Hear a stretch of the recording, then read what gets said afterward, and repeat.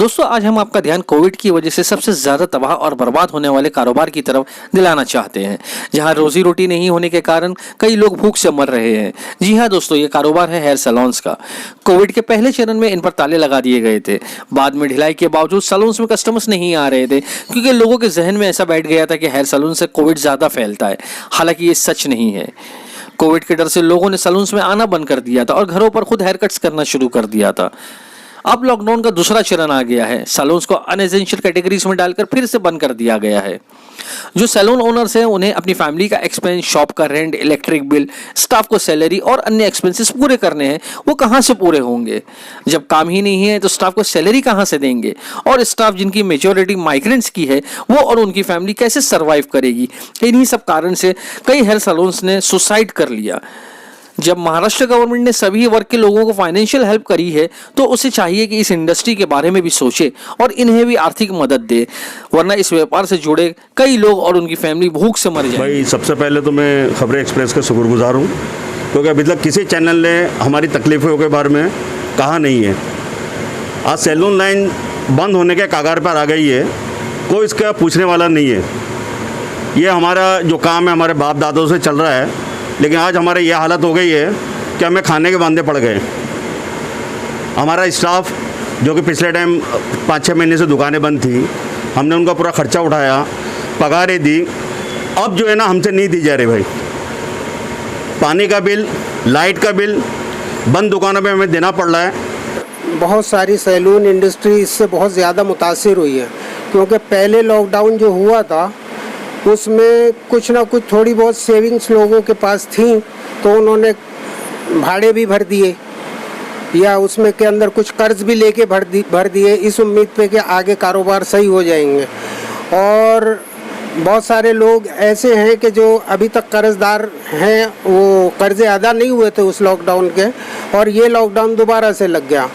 तो पहले लॉकडाउन में भी बहुत सारे नाभिक समाज के और ये सलमानी समाज के कई लोगों ने सुसाइड भी किया था, क्योंकि ऐसी तकालीफ हैं सैलून इंडस्ट्री के अंदर कि सभी लोग बेरोज़गार होने की वजह से अपने जो ज़िंदगी का हालात हैं वो उनसे जूझ रहे हैं। और गवर्नमेंट की तरफ से किसी किस्म की अभी ऐसी कोई मुआवनत या हेल्प नहीं मिल सकी है, ना पहले लॉकडाउन में ना अब। मैं उस तरफ ख़ास तौर से तवज्जो कराना चाहूँगा गवर्नमेंट की कि जिस तरीके से समाज के लोगों ने सुसाइड किया है, वो बहुत ही ज़्यादा बुरे हालात में थे वो पहले लॉकडाउन में भी, तो उसकी तरफ ध्यान दें और दूसरे कोई ऐसे हादसात ना हो जिसकी वजह से और कोई सुसाइड करे या और कोई ज़िंदगी से परेशान होकर के ऐसे कदम ना उठाए। तो हम यही बात आपके ज़रिए से अपने सीएम साहब से कहना चाहते हैं कि पहले लॉकडाउन से हम बहुत बिखर चुके थे, लेकिन अब ये हालात है कि हम ना इधर के हैं ना उधर के हैं। हमारे वर्कर भी बेचारे भूखे मर रहे हैं और हमारा हाल ये है कि क्या हम खिलाएं और क्या हम खाएं।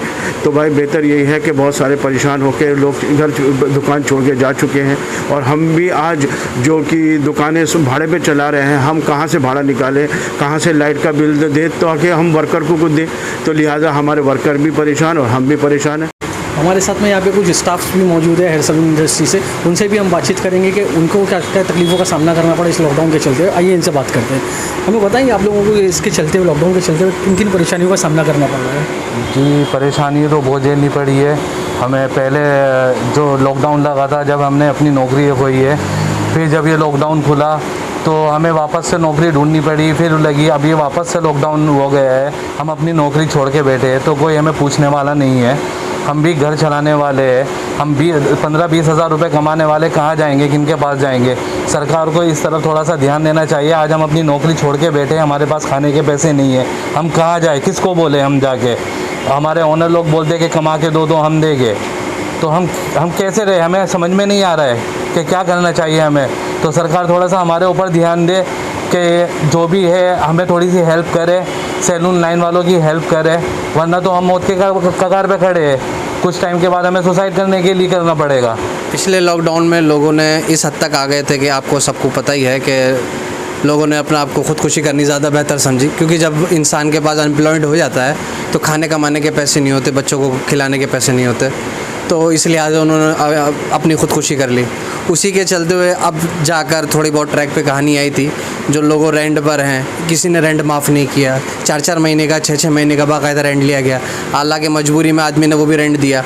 हाँ, अब जाके ट्रैक पे कहानी आई थी, लेकिन फिर वही कहानी आ गई। आज वापस दौर में सब गाँव भाग रहे हैं, गाँव पहुँच रहे हैं, तो आने वाले मामला समझ में नहीं आते। अब मुझे ये नहीं पता, मैं तो सरकार से पूछता हूँ कि रिक्शा वाले दिखते हैं और काफ़ी सारी जो बहुत सारी कहानी जहाँ पे आपने मुआवजा दिया है, तो सलून वाले एम्प्लॉयमेंट नहीं दिखती है सरकार को हमारी।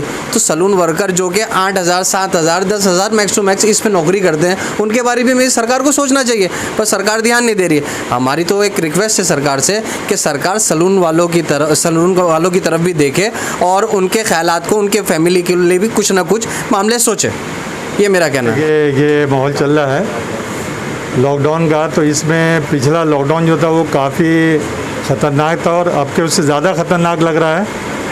और इसमें एक बात ये देखने में आई कि जो हमारे भाई थे, जो नाविक संस्था वाले, ये सलमानी भाई है, वो लोगों ने जो है इस लॉकडाउन के अंदर उनको उससे पहले सब ज़्यादा तकलीफ़ हो रही है, क्योंकि ज़्यादा जो यंगस्टर थे वो बहुत अनएम्प्लॉयड हो गए। और अभी सैलून ओनर को भी अपने पास से ये बिल वगैरह, जैसे कि इलेक्ट्रिक का बिल है, सोसाइटी का बिल है, पानी का बिल है, ये बनने में बहुत तकलीफ़ है। लास्ट टाइम तो भाई बहुत हम लोग ने अपने पास से मदद कर दी थी। जो स्टाफ है जो हमारे साथ काम कर रहा था, उनको हमने घर भेजने में काफ़ी मदद करी। जितने भी ये सैलून वाले हैं, इनके पास 4 स्टाफ, 5 स्टाफ, 6 स्टाफ रहते।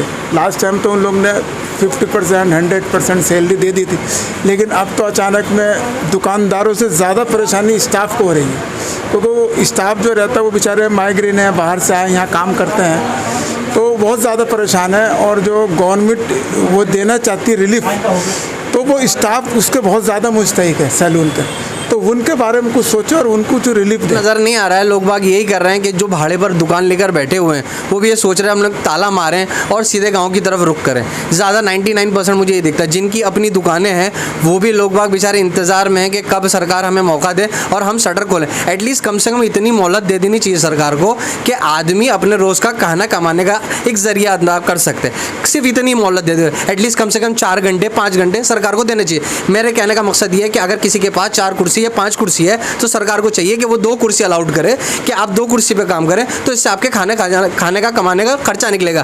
ताकि रोज़ाना हमारा काम ऐसा है कि रोज़ कमाओ रोज़ खाओ। ऐसा कोई है नहीं कि एक बार कोई तुक्का लग गया हो या एक सीज़न चलता हो जिससे हमारे घर परिवार चल सके। मैं तो सिर्फ इतनी से एक शॉर्टकट में बात बोलूँगा कि हमारी जो गवर्नमेंट है महाराष्ट्र की, वो हमारी मदद करे भाई, क्योंकि अब हमारे हालात जो है ना बद से बदतर होते जा रहे हैं। दोस्तों, आपने देखा और सुना कि किस तरह सलून इंडस्ट्री से जुड़े लोग परेशान हैं। हम खबरें एक्सप्रेस न्यूज़ के माध्यम से ऑनरेबल सीएम श्री उद्धव ठाकरे जी से निवेदन करते हैं कि हेयर सलून्स को आर्थिक मदद दे और सलून्स को ओपन रखने की इजाज़त भी दे। मुंबई से खबरें एक्सप्रेस न्यूज़ के लिए मैं मलिक फरीदी।